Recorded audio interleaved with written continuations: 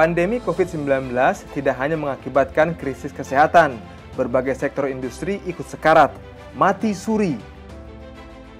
Industri pariwisata dan yang terkait, seperti transportasi hingga perhotelan, menjadi sektor yang paling terkena dampaknya. Dan yang paling membuat khawatir adalah satu sektor sebagai kebutuhan dasar manusia. Pandemi COVID-19 juga membuat krisis pangan mengintai secara global. Tak terkecuali di Indonesia, beberapa negara sudah mulai mengerem ekspor pangannya menyusul peringatan Organisasi Pangan dan Pertanian Dunia atau FAO soal ancaman krisis pangan di tengah pandemi.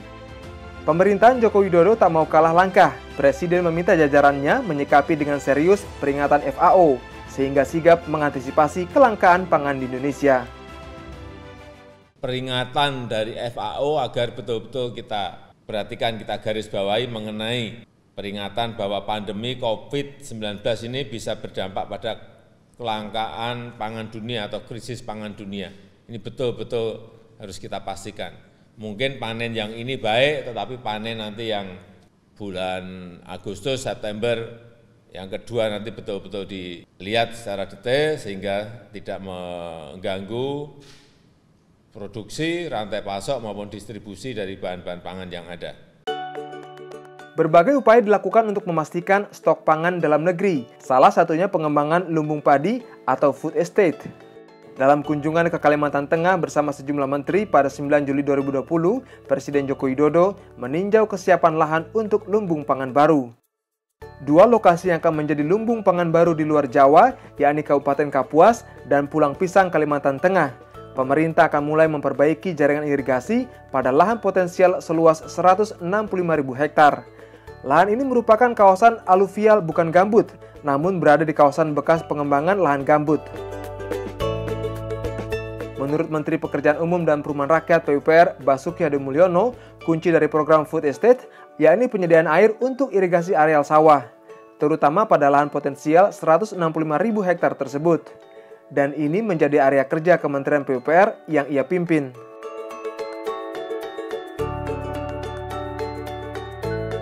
Dari luas lahan potensial yang ada, 85.500 hektar merupakan lahan fungsional yang sudah digunakan berproduksi setiap tahunnya.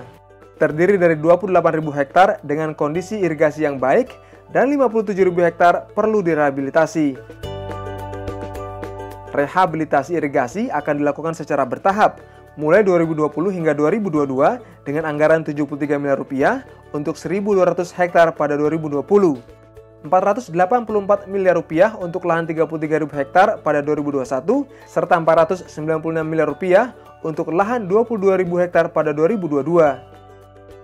Sementara 79.500 hektar sisanya sudah berupa semak belukar, sehingga hanya diperlukan pembersihan tanpa perlu dilakukan cetak sawah kembali. Khusus untuk peningkatan irigasi program Food Estate, diperkirakan total dana yang dianggarkan sebesar Rp2,9 triliun. Pengembangan program Food Estate merupakan pekerjaan lintas kementerian. Kementerian Pertahanan ditunjuk sebagai leading sektor untuk pengembangan lumbung pangan nasional baru ini.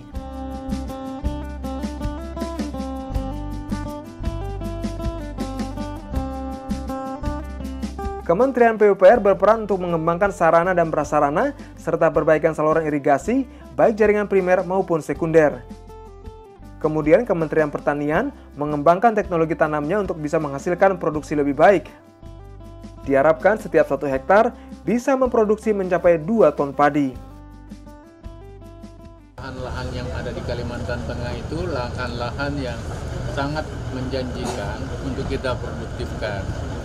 Ternyata memang termasuk Kapuas, termasuk kabupaten lain, kita memiliki potensi untuk kita kembangkan di sektor pertanian. Persoalannya adalah memang tantangan-tantangan alam tentu harus kita bisa tundukkan sama-sama.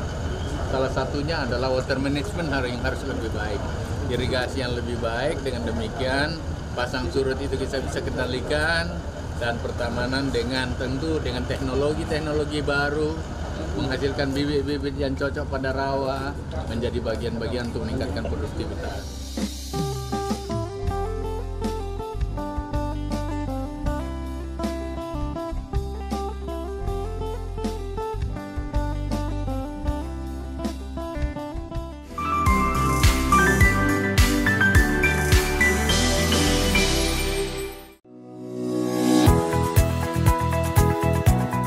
Pembangunan infrastruktur menjadi prioritas utama pemerintah Republik Indonesia. Dengan meningkatnya pembangunan dan pekerjaan konstruksi tersebut, meningkat pula kebutuhan tenaga kerja konstruksi yang handal dan kompeten dan tentunya bersertifikat. Tenaga kerja yang kompeten dan bersertifikat adalah unsur penting agar pembangunan infrastruktur dapat terlaksana dengan baik, sebagaimana dituangkan dalam Undang-Undang Nomor 2 Tahun 2017 tentang Jasa Konstruksi yang menjelaskan bahwa setiap tenaga kerja konstruksi yang bekerja di bidang jasa konstruksi wajib memiliki sertifikat kompetensi kerja. Kementerian PUPR sebagai pembina sektor jasa konstruksi terus melakukan inovasi dalam membina dan meningkatkan kualitas kompetensi dari para tenaga ahli dan terampil. Sibima menjadi salah satu solusi pelayanan publik untuk mengatasi backlog pemenuhan kebutuhan tenaga ahli yang kompeten dan bersertifikat. Di mana dalam Sibima Konstruksi terdapat dua layanan, yaitu Distance Learning dan Knowledge Management. Distance Learning berbasis sistem informasi dan dipelajari secara mandiri. Penyelenggaraan pelatihan Distance Learning sangat berbeda bila dibandingkan dengan pelatihan tatap muka, dan jenis pelatihan ini adalah inovasi baru di lingkungan Kementerian PUPR. Pelatihan Distance Learning memiliki karakteristik terbuka, belajar mandiri, fleksibel, dapat dilakukan dimanapun dan kapanpun menggunakan teknologi informasi, komunikatif, mudah, tidak berbayar, dan berkualitas. Berikut adalah persyaratan peserta atau pengguna layanan. 1. Bagi mahasiswa atau alumni S1 atau D4 Teknik Sipil Perencanaan dan Lingkungan, minimal semester 7. 2. Bagi asosiasi profesi atau kelompok masyarakat yang memiliki SKA muda. Manfaat utama sertifikat distance learning bagi tenaga ahli. 1. Pengganti pengalaman magang 1 tahun untuk mendapatkan SKA muda. 2. Memiliki nilai SKPK 25 poin untuk CPD. 3. Dapat digunakan sebagai surat keterangan pendamping ijazah bagi para calon lulusan PTN atau PTS.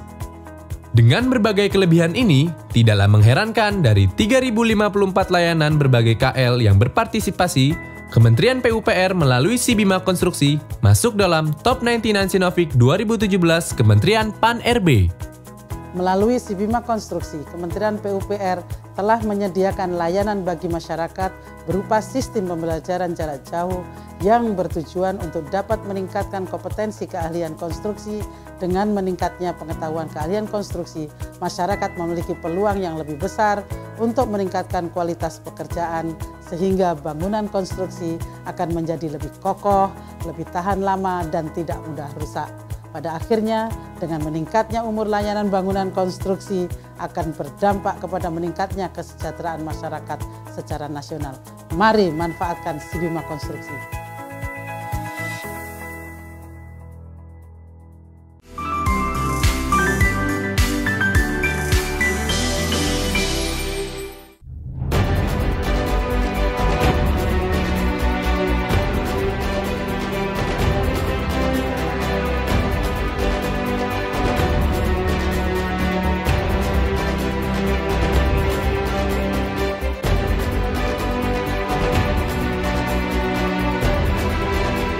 Padat Karya Tunai menjadi program andalan Kementerian Pekerjaan Umum PUPR di tengah masa pandemi COVID-19. Program ini merupakan langkah yang diambil Menteri PUPR Basuki Hadi Mulyono merespon instruksi Presiden. Tujuannya untuk mempertahankan daya beli masyarakat dan membuka lapangan pekerjaan di tengah ketidakpastian kondisi ekonomi akibat pandemi. Selain itu juga untuk mendukung food estate atau lumbung pangan nasional. Dana yang dianggarkan sebesar 11,45 triliun rupiah tersebar di 34 provinsi di Indonesia.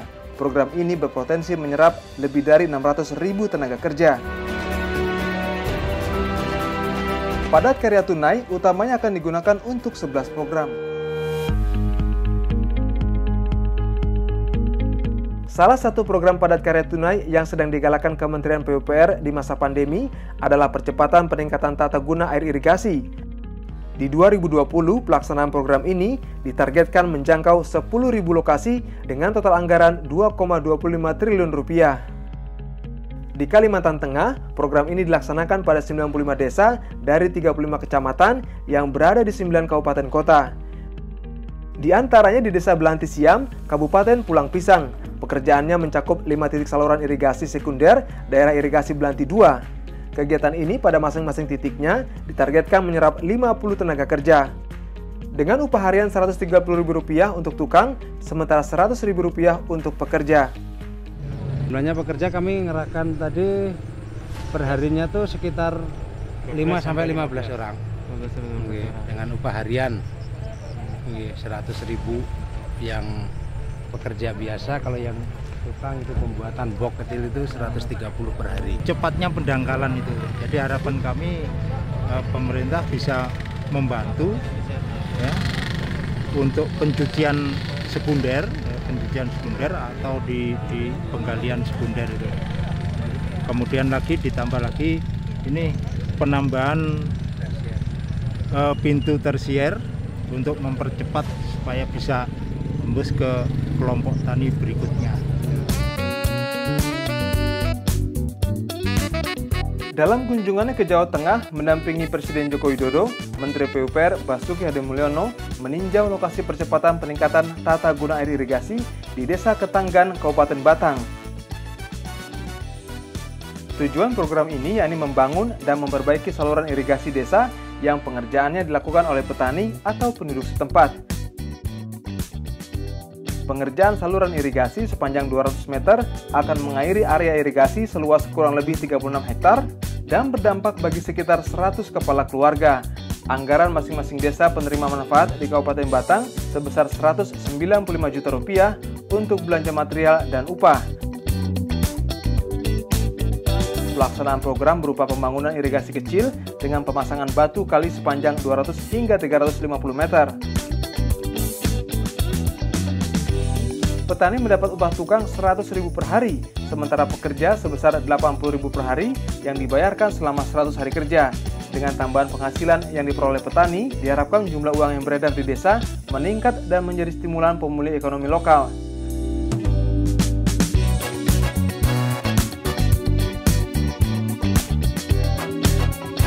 Program ini tentu mendapat respon positif dari para petani. Petani mengaku terbantu karena mendapatkan air dan tambahan pendapatan. Yang irigasi ini kan yang tadinya cuma dapat menampung mungkin dalam 20 hektar, kurang mungkin lah. Selepas adanya ini mungkin bisa jadi 30 hektar lebih mungkin. Dan yang penting kan itu untuk mengurangi pengangguran Pak akibat dari COVID. Jadi ada yang ikut kerja sini, jadi menambah hasil lah Pak gitu. Ya sangat terbantu. Jadi orang pengangguran bisa ikut kerja di sini ya. Ya kesannya sangat bagus untuk pertanian Joko Sipelem, sangat membantu ini.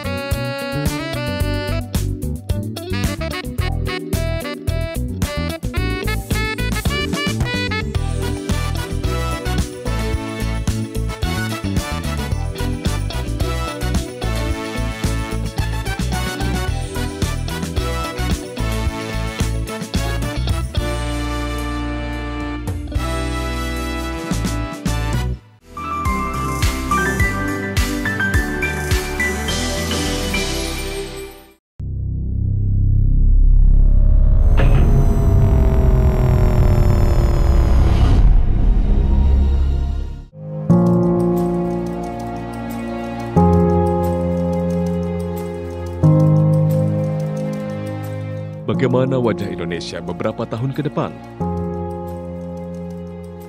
Bagaimana masyarakat Indonesia menjalani kehidupan ke depan? Bagaimana kita hidup ketika 1.000, sejuta, semiliar manusia hidup bersama? Pekerjaan kami hari ini akan membentuk masa depan kita bersama. Berdiri sejak tahun 2000, Wika Industri dan Konstruksi mendukung langkah-langkah visioner tentang masa depan.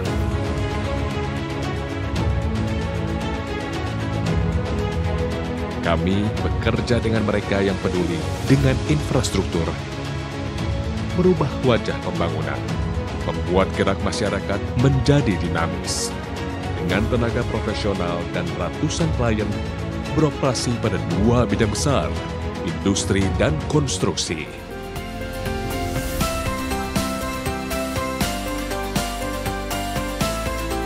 Kami melayani kebutuhan Anda pada pabrikasi baja,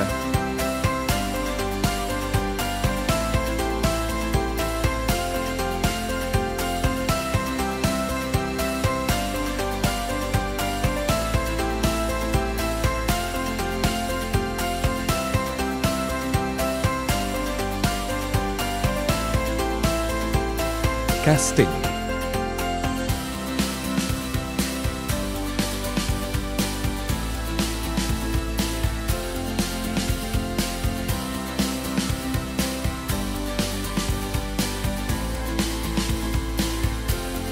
plastik,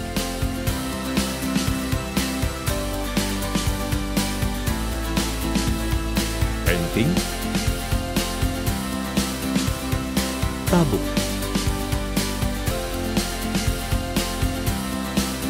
anoda, industrial plant, oil dan gas. Kami beroperasi di semua daerah di Indonesia, bahkan di tempat yang paling sulit dijangkau sekalipun. Organisasi kami berpegang teguh pada kepercayaan, komitmen, dedikasi, kualitas,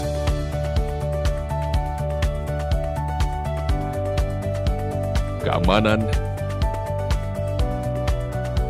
tanggung jawab,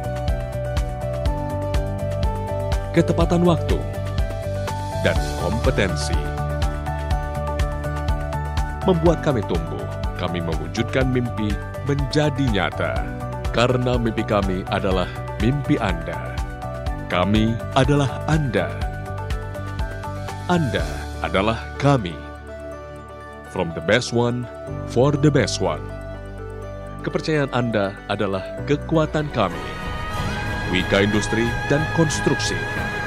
Growing on Trust.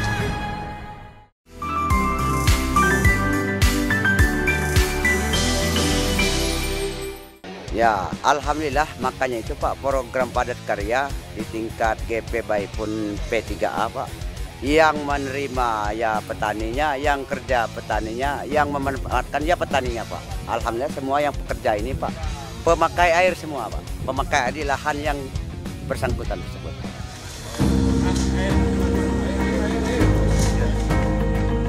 Program padat karya tunai terus bergulir ke beberapa daerah.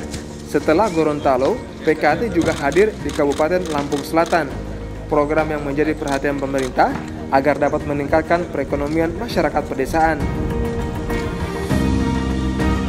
Program padat karya tunai dilaksanakan di Desa Pasuruan, Kecamatan Penengahan, Kabupaten Lampung Selatan, Provinsi Lampung.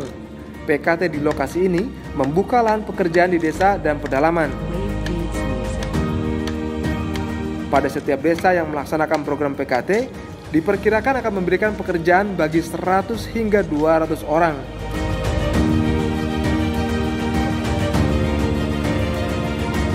Di Provinsi Lampung, ada 151 titik yang menerima bantuan program padat karya tunai. Para petani yang bekerja dalam PKT mendapatkan upah sebesar Rp100.000 per hari untuk tukang dan Rp80.000 untuk pembantu tukang, atau sesuai dengan standar upah lokal di daerah tersebut. Untuk cara pembayaran upah diberikan secara tunai dan dibayarkan setiap pekan. P3 ini jumlah anggota saya Bu ada 178 orang Bu, dari luasan 103 hektar. Ya semua petani kan nggak dilibatkan, kadang ada urusnya yang macam-macam Bu. Yang selama ini alhamdulillah di atas 100 yang bekerja hari ini. Program padat karya membuat para petani memiliki kegiatan di luar musim tanam. Dengan adanya penghasilan, mereka bersemangat membangun desanya. Kementerian PUPR mengalokasikan dana sekitar Rp34 miliar untuk program padat karya tunai irigasi di Provinsi Lampung. Khusus di Desa Pasuruan, area irigasi yang ditangani seluas 143 hektar. Dikerjakan selama 50 hari dengan jumlah tenaga kerja sebanyak 153 orang. Ini di seluruh Lampung ada berapa tadi Pak Dirjen? 151 titik yang dimulai seperti ini. Kalau kemarin di Jawa Barat ada 721 titik. Ini yang mau saya Saya cek, saya pastikan bahwa ada yang sudah berjalan seminggu, ada yang baru berjalan 2 hari, ada yang baru berjalan sehari, tapi sudah mulai berjalan. Ya.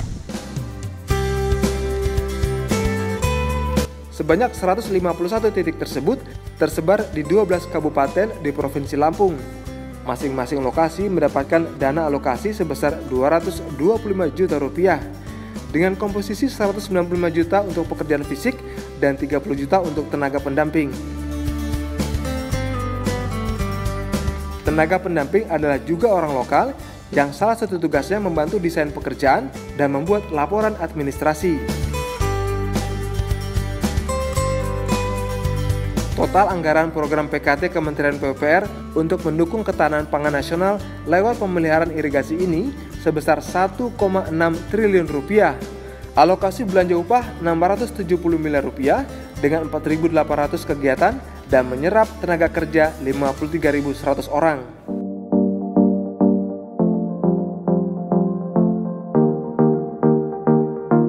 Program padat karya tunai juga dibuat di Pulau Dewata, Bali. Sistem pertanian teras siring yang dilakukan petani Pulau Dewata membutuhkan aliran irigasi yang bagus. Pemerintah melalui Kementerian PUPR memberikan program padat karya tunai di beberapa daerah di Bali, seperti di Subak, Jaka Dayang, Banjar, Denuma, Kuku, Marga, dan Tabanan. PKT di Bali mempunyai 2 program, yakni jalan produksi dan jalan irigasi kecil di Subak, Jaka Dayang. Kita sekarang ada di Tabanan. Ini untuk salah 2 ini ya. Salah 2 dari 4 kegiatan padat karya, ini ada 2 kegiatan di sini. Irigasi dan jalan produksi. Di Bali ada sekitar untuk irigasi, kegiatan irigasi kecil ini ada 160 lokasi. Ya. Kalau seluruh Indonesia ada 5.000 lokasi. Di Tabanan sendiri ada 32 lokasi. Itu sebesar 7,2 miliar. Satu lokasi sekitar 225 juta. Dalam kunjungannya, Presiden Joko Widodo didampingi Menteri PUPR Basuki Hadimulyono beserta jajaran pemerintahan Pulau Dewata, Bali meninjau program padat karya di Desa Kukuh, Marga, Tabanan.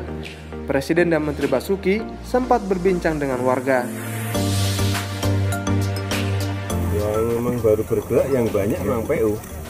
Kementerian PU, dan kita harapkan semua kementerian seperti ini. Yang paling siap Kementerian PU karena organisasi bawahnya siap bergerak langsung. Kementerian yang lain akan saya dorong terus agar pola ini segera bisa dikerjakan juga di kementerian yang lain.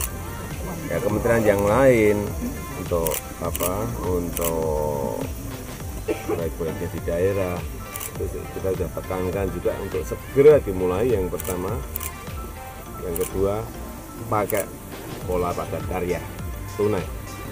Ini betul-betul nanti ya kita harapkan bisa mendongkrak peredaran uang di desa, di daerah, meningkatkan daya beli, meningkatkan konsumsi masyarakat. Arahnya ke sana. Di Desa Kukuh, Marga, Tabanan, warga terlibat dalam pembangunan infrastruktur jalan produksi sepanjang 592 meter dengan 25 orang pekerja. Jalan produksi bernilai proyek sebesar Rp600 juta dengan waktu pengerjaan 3 bulan.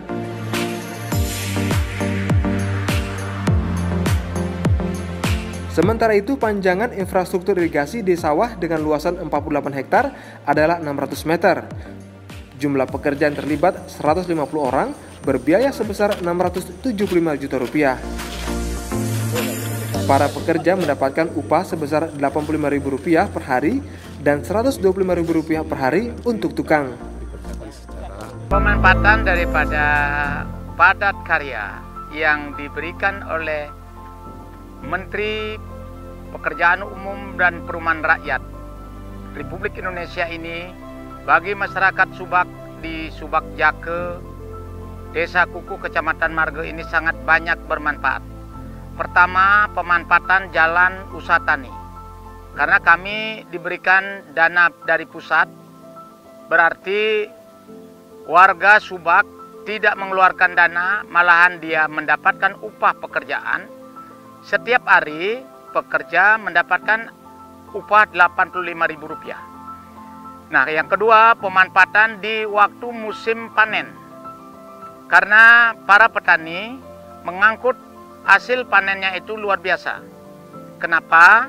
Kalau dulu sebelum adanya padat karya yang dimasukkan oleh Menteri PU, Pekerjaan Umum dan Perumahan Rakyat ini, kami jungkir balik permasalahan pengangkutan hasil daripada panen petani itu. Kenapa? Apalagi di dalam musim hujan.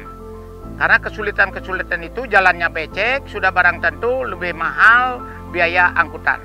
Nah, dengan adanya ini pemanfaatannya luar biasa. Ini seperti mimpi. Kenapa?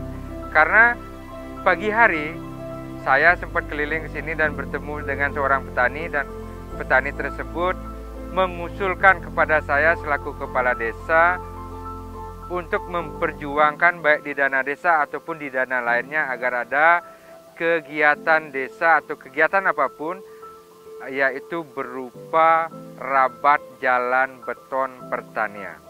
Dan tidak begitu lama, proyek ini memang kami dapatkan langsung dari Kementerian PUPR berupa jalan pertanian melingkar.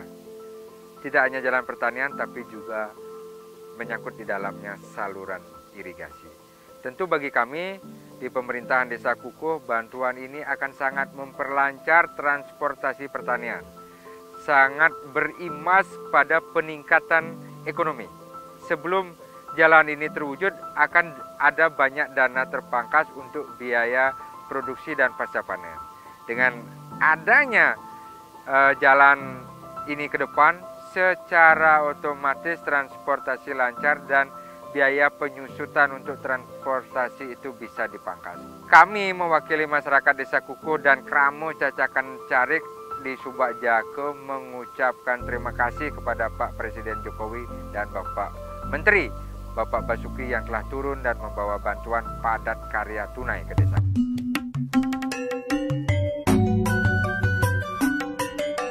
Program padat karya tunai jalan produksi sangat memberikan manfaat bagi para petani karena dapat mengurangi pengeluaran uang produksi untuk transportasi ketika memasuki musim panen. Ditambah lagi ketika curah hujan tinggi akan lebih memperburuk kondisi jalan. Program ini tentu akan mempermudah petani.